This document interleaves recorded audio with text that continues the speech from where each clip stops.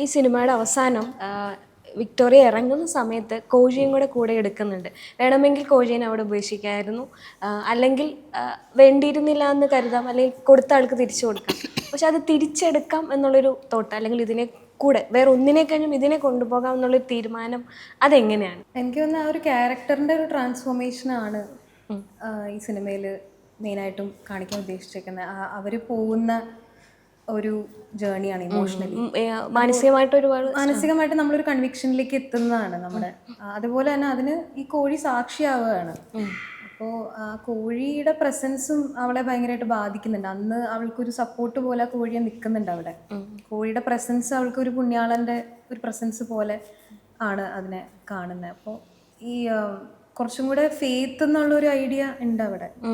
വിക്ടോറിയയുടെ വിശ്വാസം എന്നുള്ളൊരിത്, അങ്ങനെ ഒരു പ്രത്യക്ഷമായിട്ടുള്ളൊരു അല്ലെങ്കിൽ മതപരമായിട്ടുള്ള അങ്ങനത്തെ ഒരു വിശ്വാസത്തിനപ്പുറത്ത് ഒരാൾക്ക് വളരെ പേഴ്സണലായിട്ട് തോന്നുന്ന ഫെയ്ത്ത് എന്നുള്ളൊരു ഐഡിയയിലാണ്.